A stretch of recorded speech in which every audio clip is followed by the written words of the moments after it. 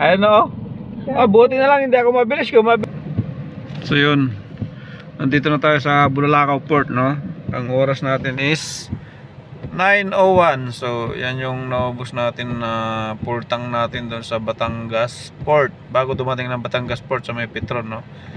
Yan.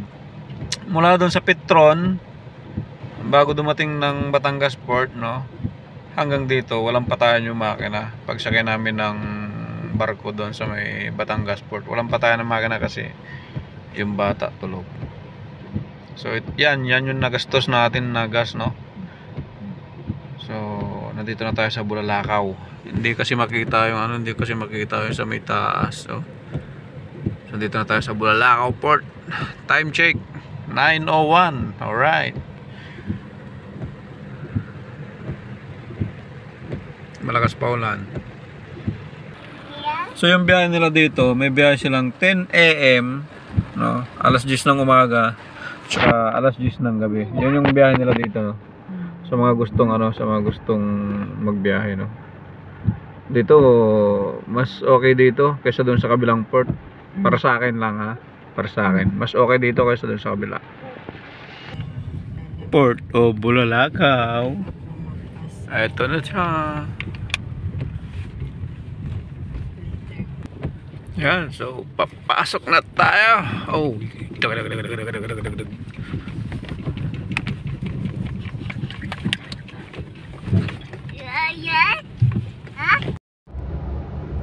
ayan, so ayan na. Katiklan na.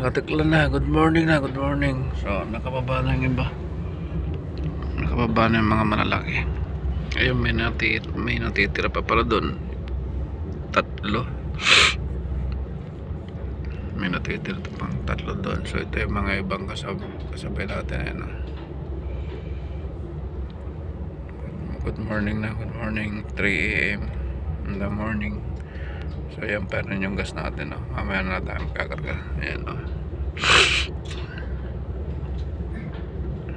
Nakababa na yung mga ibang malalaki. Welcome to Katiklan.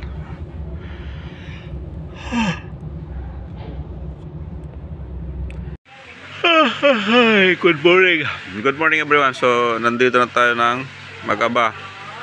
Kanina pa tayo dito alas 4, no? So doon ako pumarada sa labas.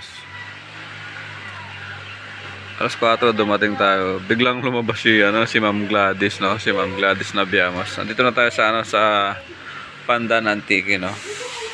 Andun sa likod si Ma'am nagluluto. Manggulat tayo. Mag-video muna tayo. Dito. Good morning tayo.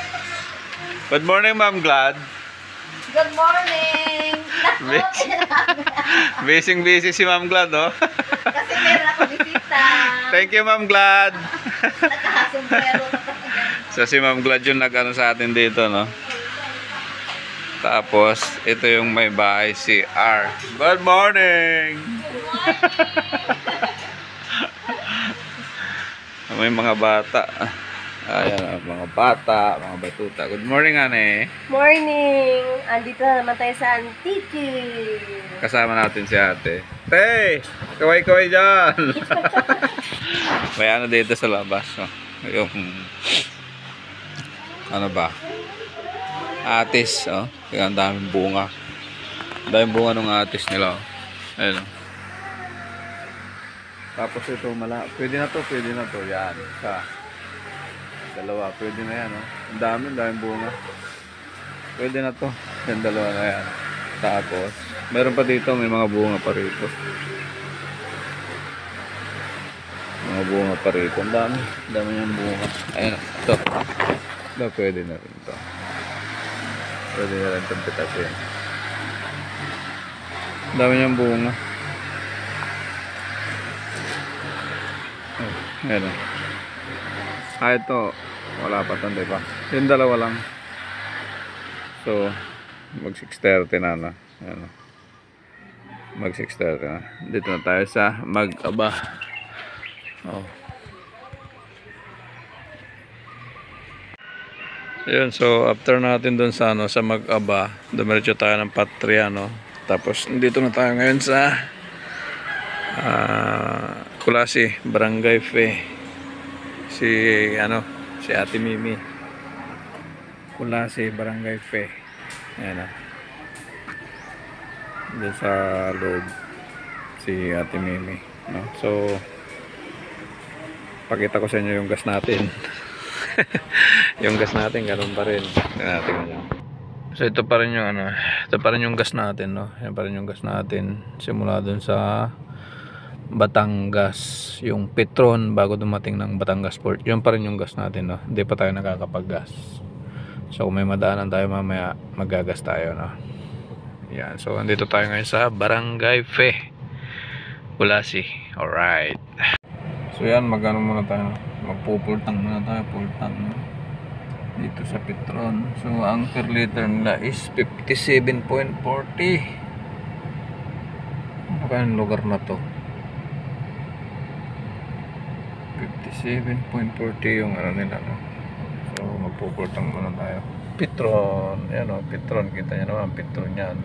Sibuan ko na, sir. Ayun, so 1 bag. Hindi na, okay na tayo, okay na. 26.14. Yun lang, wala sila nito.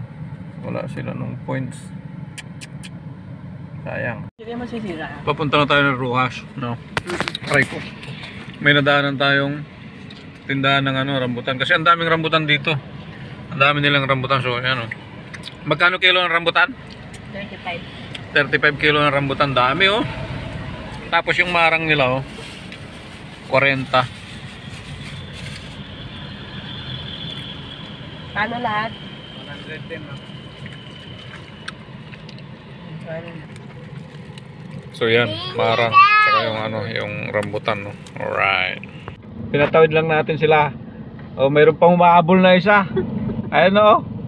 Buti na lang hindi ako mabilis. Kung mabilis, labas niyan. Pinikpikan. Nakamotor dahan-dahan. Oh, yung nakamotor dahan-dahan din siya, oh. Oh, di ba?